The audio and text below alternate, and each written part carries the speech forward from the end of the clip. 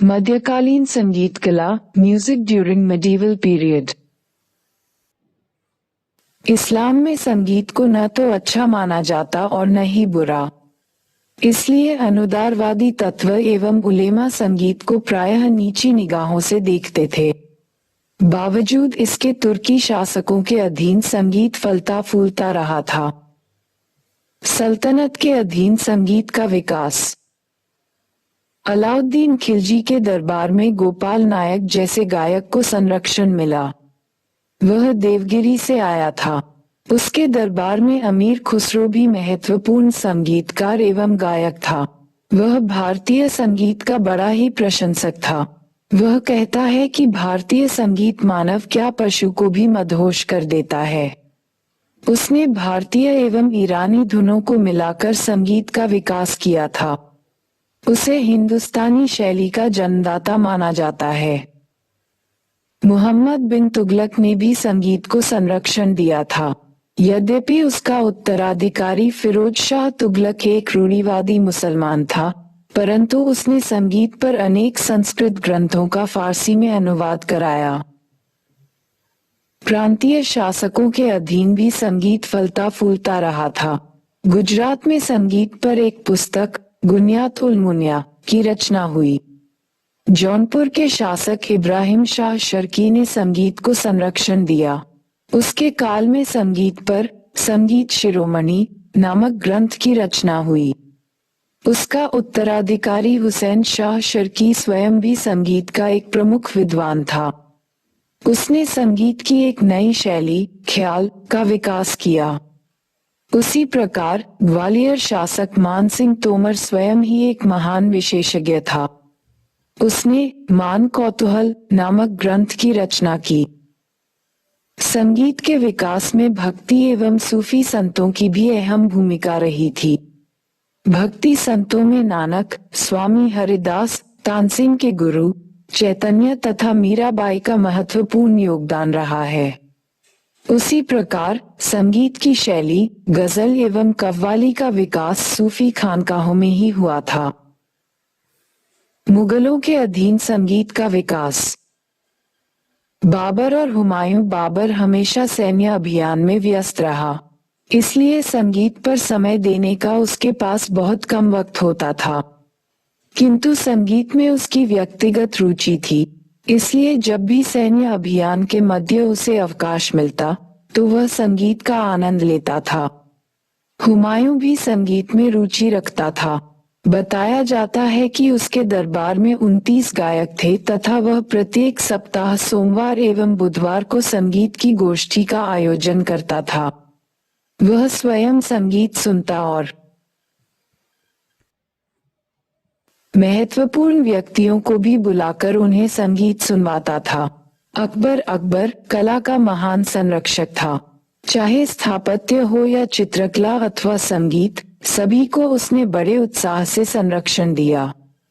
मुगल संस्कृति के विकास में अकबर के काल में एक मानक स्थापित हुआ। अबुल फजल लिखता है कि अकबर के काल में 36 गायक थे। इनमें 3 प्रमुख थे, तानसेन, बैजू बावरा और मालवा का भूतपूर्व शासक बाज बहादुर। तानसेन सर्वश्रेष्ठ गायक था। पिछले 1000 वर्षों में तानसेन जैसा कोई गायक नहीं हुआ। तानसेन ने ग्वालियर के सूफी संत मोहम्मद गौस से संगीत की शिक्षा पाई थी। फिर उसने एक भक्ति संत स्वामी हरिदास से भी संगीत की शिक्षा ली थी और ध्रुपद गायन की शैली सीखी थी।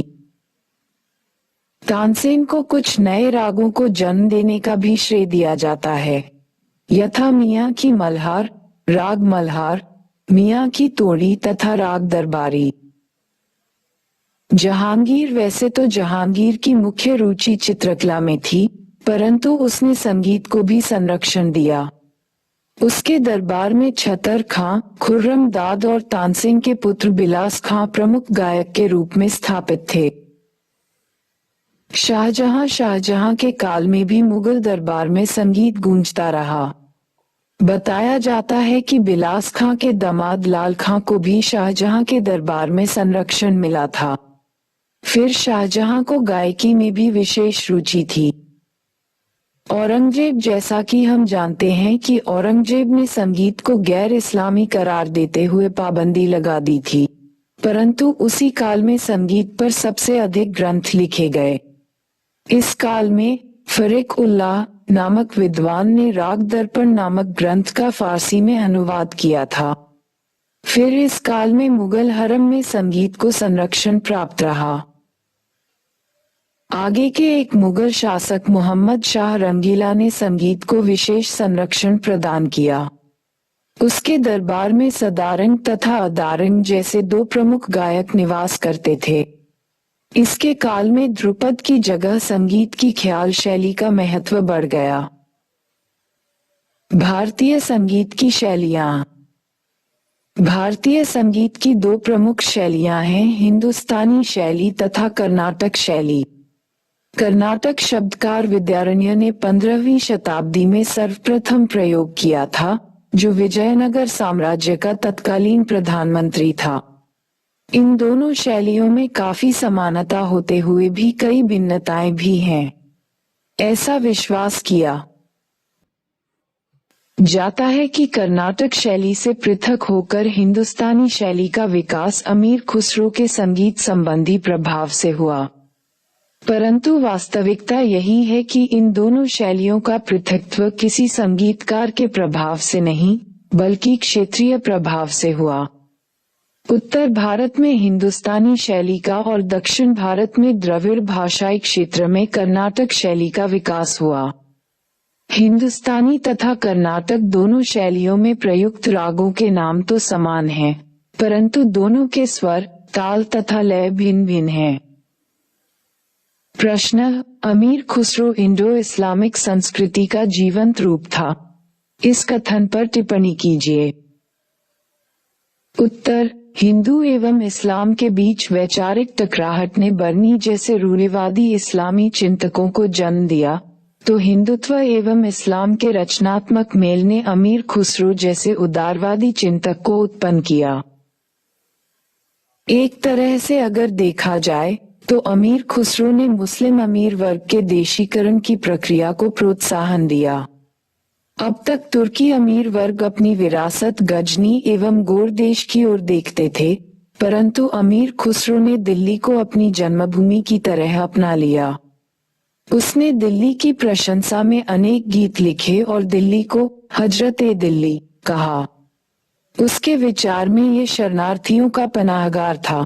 एक लेखक के रूप में उसकी अचूक दृष्टि का अनुमान इस बात से लगाया जा सकता है कि आगे फिर दिल्ली की पहचान शरणार्थियों की शरण स्थली के रूप में हुई, जब भारत का विभाजन हुआ।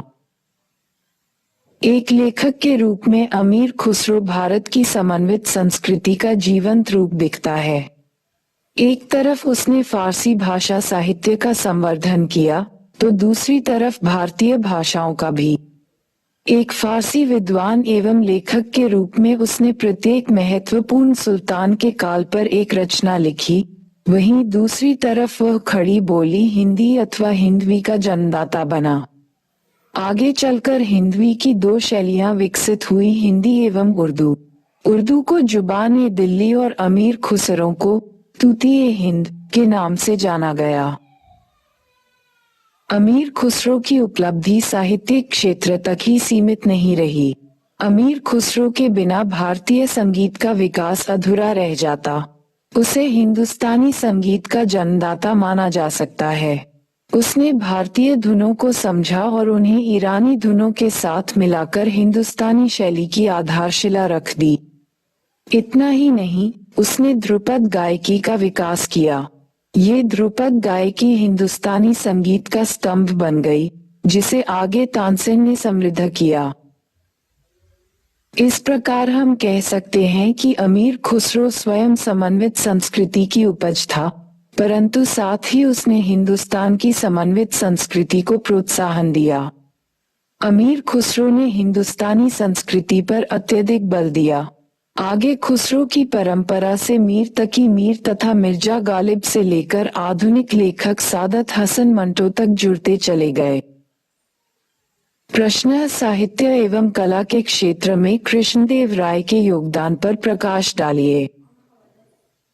उत्तर, कृष्णदेव राय भारत के उन महान शासकों में शामिल हैं, जिन्होंने न केवल प्रशासन को सुदृढ़ आधार दिया, वरन साहित्य एवं कला के क्षेत्र में भी अनुपम योगदान दिया।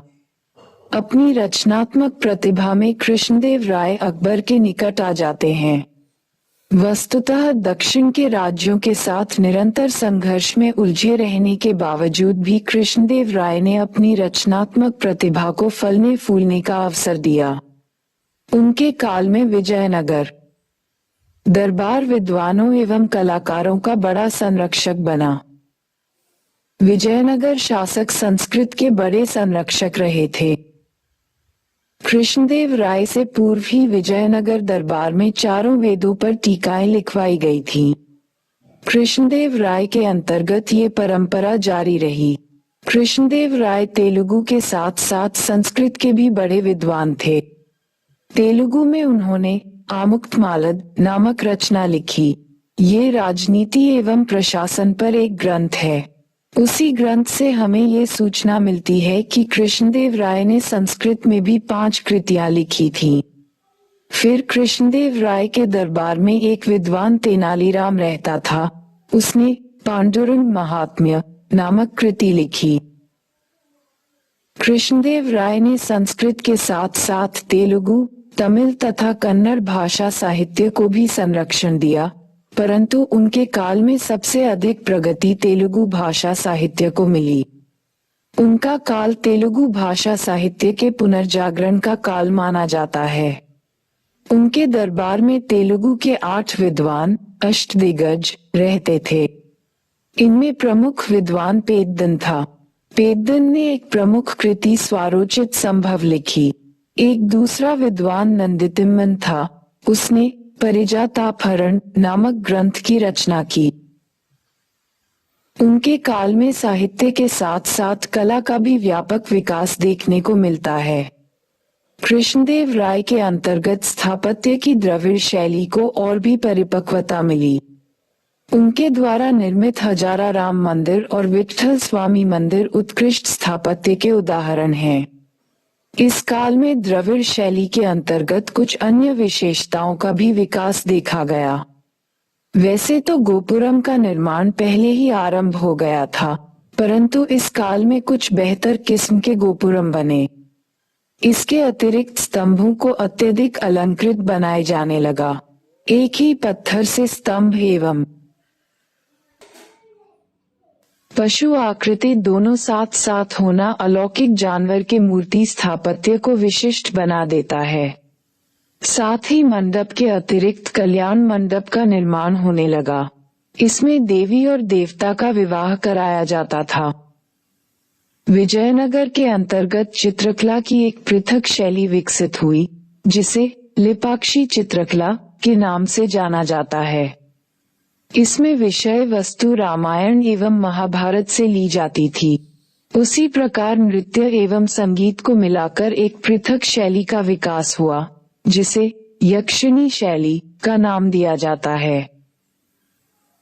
इस प्रकार हम देखते हैं कि राजनीतिक क्षेत्र में विजयनगर साम्राज्य का गौरव महज 200 वर्षों तक रहा, परंतु उसकी सांस्कृतिक उपलब्धि भारतीय संस्कृति की धरोहर बन गई है। प्रश्न कश्मीर जैन उल आबिदीन संक्षिप्त लेख। भारतीय इतिहास में कुछ ऐसे शासक हुए जिनकी नीतियां समकालीन युग से ऊपर उठकर सभी युगों एवं सभी क्षेत्रों के लिए महत्वपूर्ण हो जाती हैं। वैसा ही एक शासक था 15वीं सदी के कश्मीर का शासक जैन उल आबिदीन। जैन उल आबिदीन 15वीं सदी में अपने भाई सिकंदर शाह के उत्तराधिकारी के रूप में गद्दी पर बैठा था। उसे एक बड़ी कड़वी विरासत प्राप्त हुई थी, वह थी सांप्रदायिक तनाव। सिकंदर शाह की कूटनीति के कारण मंदिर ध्वस्त किए जा चुके थे तथा कश्मीरी पंडितों को देश से निकाल दिया गया था। जैन उल आबिदीन ने उस विध्वंस के बीच पुनर्निर्माण की प्रक्रिया आरंभ कर दी। उसने हिंदू मंदिरों को पुनर्स्थापित किया तथा कश्मीरी पंडितों को दोबारा घाटी में बसाया। हिंदुओं की धार्मिक भावनाओं का सम्मान करते हुए उन पर से जजिया कर हटा लिया। इतना ही नहीं, उसने गौहत्या पर भी पाबंदी लगा दी। उसने कला एवं साहित्य के विकास के मार्ग में धर्म को आड़े नहीं आने दिया। वह स्वयं फारसी के अतिरिक्त संस्कृत, कश्मीरी और तिब्बती भाषा का जानकार था। उसने कश्मीर की समन्वित संस्कृति को संरक्षण दिया। उसने कश्मीर की एक प्रमुख कृति राजतरंगिणी का अगला भाग संस्कृत के एक विद्वान जोनराज से लिखवाया। उसी प्रकार उसने राजकीय सेवा में हिंदुओं की नियुक्ति को प्रोत्साहन दिया। फिर इस्लाम के द्वारा स्वीकृत न होने के बावजूद भी उसने संगीत को संरक्षण दिया।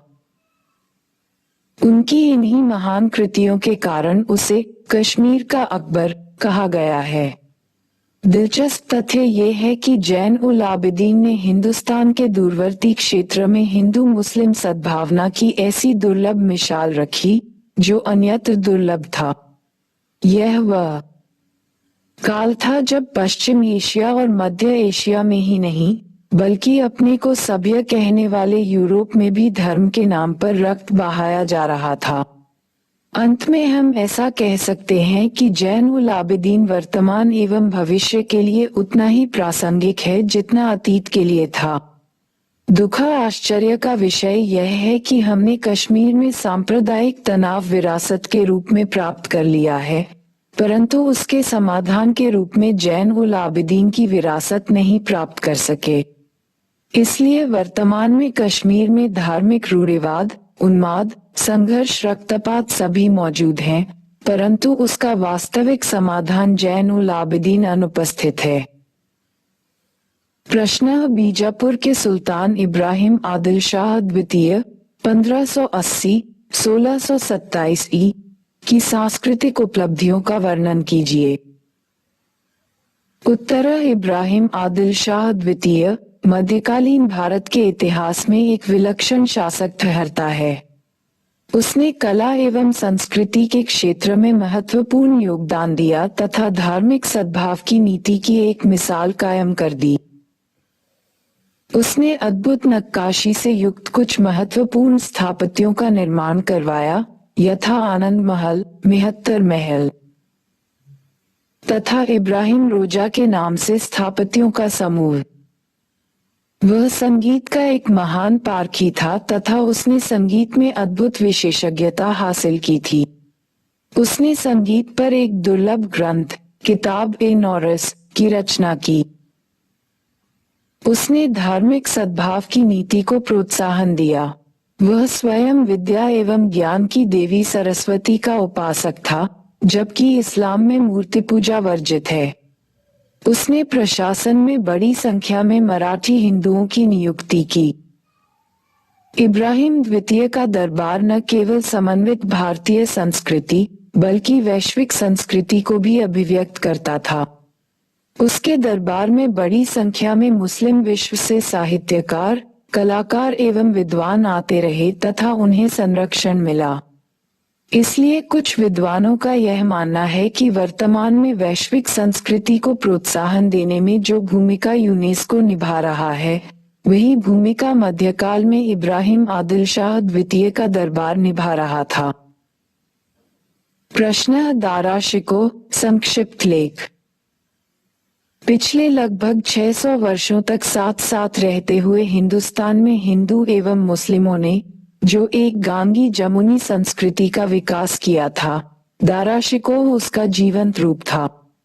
हिंदुस्तान में भक्ति एवं सूफी संतों तथा अकबर जैसे महान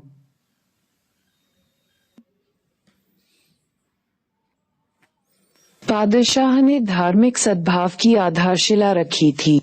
दारा शिकोह ने न केवल उस विरासत को स्वीकार किया बल्कि उसे और भी आगे बढ़ाने का प्रयास किया।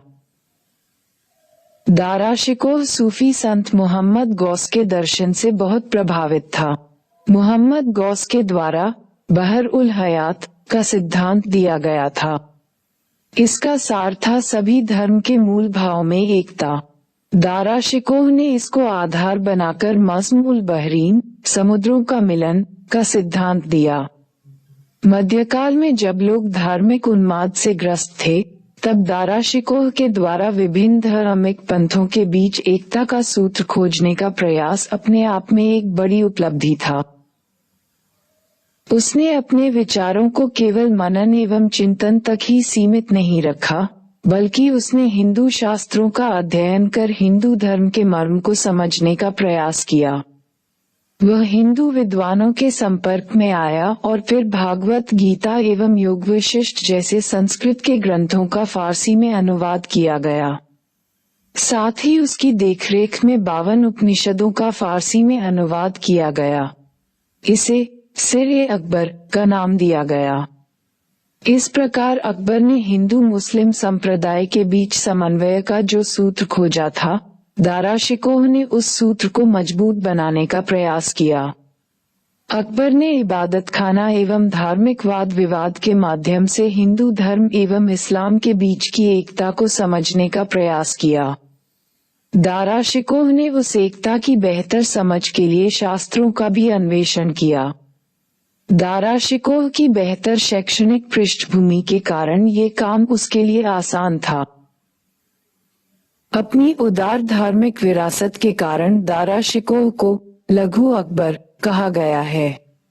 ऐसा अनुमान किया जा सकता है कि यदि दारा शिकोह को हिंदुस्तान के पादशाह का पद प्राप्त होता, तो हिंदुस्तान की समन्वित संस्कृति की परंपरा को एक बेहतर दिशा मिलती, परंतु औरंगजेब के सिंहासनारोहण ने मुगल दरबार की नीति में नाटकीय परिवर्तन ला दिया। प्रश्न: भारत में 16वीं सदी के काल को किस आधार पर भारतीय पुनर्जागरण की संज्ञा दी जा सकती है? उत्तर: पुनर्जागरण से तात्पर्य है पुनरुत्थान। ये पुनरुत्थान किसी भी क्षेत्र में देखा जा सकता है, राजनीतिक, सामाजिक अथवा सांस्कृतिक। भारत के 16वीं सदी के काल को इस आधार पर पुनर्जागरण के काल की संज्ञा दी जा सकती है कि इस काल में धार्मिक सद्भाव और सांस्कृतिक समन्वय की नीति को विशेष प्रोत्साहन मिला। 16वीं सदी में भारत में धार्मिक सद्भाव और समन्वित संस्कृति को प्रोत्साहन देने में भक्ति एवं सूफी आंदोलन और अकबर जैसे पादशाह ने अहम भूमिका निभाई। 15वीं सदी में कबीर एवं नानक जैसे संतों ने ईश्वरीय एकता की बात करके मानव की एकता की ओर संकेत कर दिया। इसे जायसी जैसे सूफी संतों ने आगे बढ़ाया और प्रोत्साहन दिया। उन्होंने हिंदुओं के घरों की कहानी हिंदुओं की भाषा में कही। फिर पादशाह अकबर ने सुलह-ए-कुल की नीति पर बल देकर एक नई मिसाल कायम की और उस काल में धार्मिक सद्भाव की नीति पर बल दिया, जब न केवल पश्चिमी एशिया, मध्य एशिया तथा अपने को सभ्य कहने वाले यूरोप में भी धर्म के नाम पर रक्त बहाया जा रहा था। पुनर्जागरण का ये तत्व सांस्कृतिक क्षेत्र में भी देखा जा सकता था। हिंदुत्व एवं इस्लाम की गांगी जमुनी संस्कृति कला एवं साहित्य में भी व्यक्त हुई। अकबर के अधीन स्थापत्य की मेहराबी एवं शहतीरी शैली में समन्वय हुआ तथा व्यापक निर्माण कार्य किया गया। यही समन्वय चित्रकला एवं संगीत कला के क्षेत्र में भी देखा जा सकता था। चित्रकला के क्षेत्र में दशवंत एवं मीर सैयद अली जैसे चित्रकार तथा संगीत के क्षेत्र में तानसेन एवं बैजू बावरा जैसे महान गायक 16वीं सदी की उपलब्धि है। इस काल में कथक नृत्य एवं ध्रुपद गायकी को व्यापक संरक्षण मिला। फिर वह ये काल था जब देशी भाषा साहित्य के रूप में हिंदी, बंगाली, मराठी, उड़िया, गुजराती, राजस्थानी एवं पंजाबी सभी को प्रोत्साहन मिला। इसमें भक्ति आंदोलन का महत्वपूर्ण योगदान रहा। हालांकि यह सही है कि 16वीं सदी का भारतीय पुनर्जागरण यूरोपीय पुनर्जागरण से पृथक रहा। यूरोपीय पुनर्जागरण की तरह इसमें तर्कवाद का तत्व उतना प्रबल नहीं था, परंतु यह अपने स्वरूप में विशिष्ट एवं मौलिक था, क्योंकि यूरोप में होने वाले धार्मिक तनाव की जगह ये धार्मिक समन्वय पर बल देता था। इसलिए 16वीं सदी के भारत को पूर्व आधुनिक काल के साथ भी जोड़ा जा सकता है।